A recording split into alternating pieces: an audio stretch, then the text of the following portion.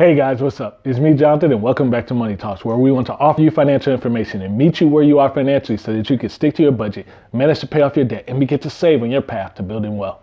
Today, guys, so excited to talk to you about how you can invest specifically for your kids. If this is your first time joining me here on the channel, go ahead and hit that subscribe button and you'll be notified every time I upload a new video. And while we're talking about subscription, about 95% of you guys watch the video without having to subscribe. So go ahead and hit that button, show support so that we can get more information to people on the platform. So guys, there's no mistake at this point, or actually no secret, to be honest. I now have a daughter. And so when I think about my wealth building, the legacy component starts to become part of the conversation. What does that look like? Well, for probably about a year, because I'm coming up on my year anniversary on YouTube, I've talked about accounts that I think would be better for kids rather than a savings account. And I back that with the same activity that I'm doing for my daughter. And yes, it was my plan at the time. Right now, I had a brokerage account where I was putting money in index funds. And the goal was as soon as the Social Security number came back for the child, I would transfer a particular fund to her name, or his at the time. I didn't know what the sex was, but I would transfer that to them for their beginning life, and so they could have a good start once they got to 18. And I also told you in previous videos that if you could invest $15,000 in the first year, $15,000 over 18 years without putting an extra dime in there, does translate on math average to about $150,000, $160,000. which would be an excellent start for any 18-year-old. And definitely where college rates are going, that's going to be needed. But what did I actually put my daughter's money in?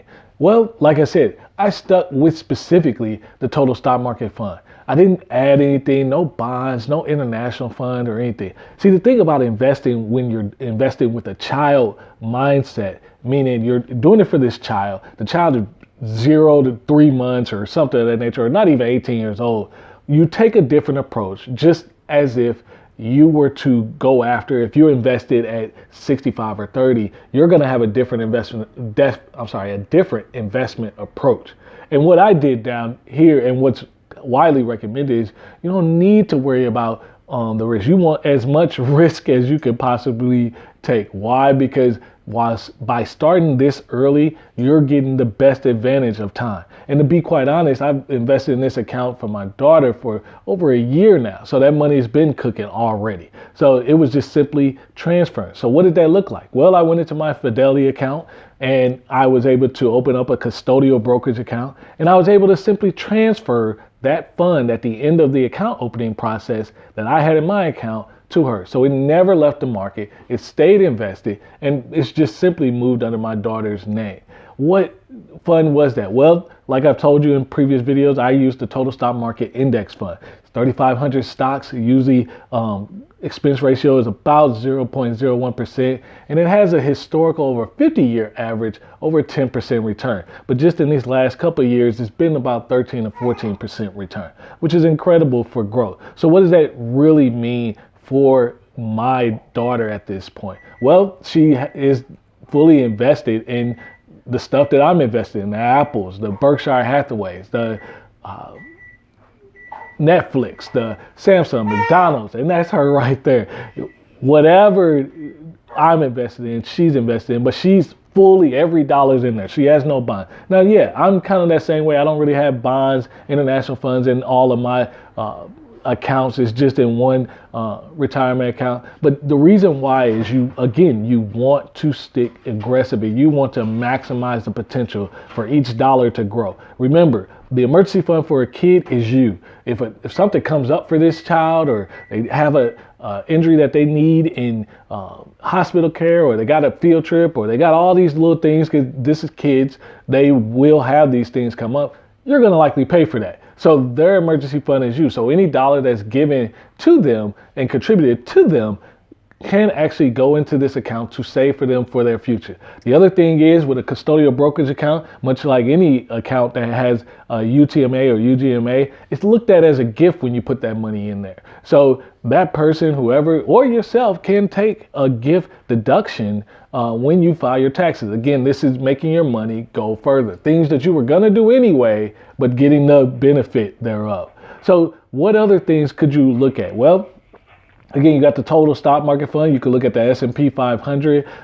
You can look at many different things, but this is not the time to have single stocks. This is the time to be forthright and start to think about what is the legacy going to be. And then that's one half of the equation. What do I invest in? The second part is the preparation. How do I get this child prepared? Well, you have to be very, very particular and intentional about the decisions that you're making and how you're dealing with money. So the behaviors that they glean from you will lead them to the success to be able to handle the responsibility of this money. And that's going to be most important for the legacy piece, because this is just a taste. You just set aside a little piece of money to help them start their life. But this is more like the appetizer. The main course is when you have to leave and you pass on all your assets. Will your child be prepared for the emotional and mental maturity that it takes to manage money at that high level and the decision making process that needs to take? Will they have the deferred gratification? Will they understand how to live on the plan? Will they understand how to really understand the value of a purchase? Those are all things you got 18 plus years to set the tone and foundation. Not so much that they're sick of money and hearing about it from you, but enough that they understand and appreciate what you've done, and also move things and look at the approach of the decision with wisdom, seeking wise counsel, and making the best forthright decision. That's all you can ask. It may not be the decision that you want, but if they did all those things, I'm pretty sure you'll be proud of their decision making. And you will have avoided the second piece that's the worst of becoming wealthy or becoming a millionaire, losing your wealth in the first generation. That's the goal of this, guys. And not just for you to enjoy your wealth, but the second act in this is your family, their generation, passing it down from generation to generation, so that what you work to get out of, no one ever has to return.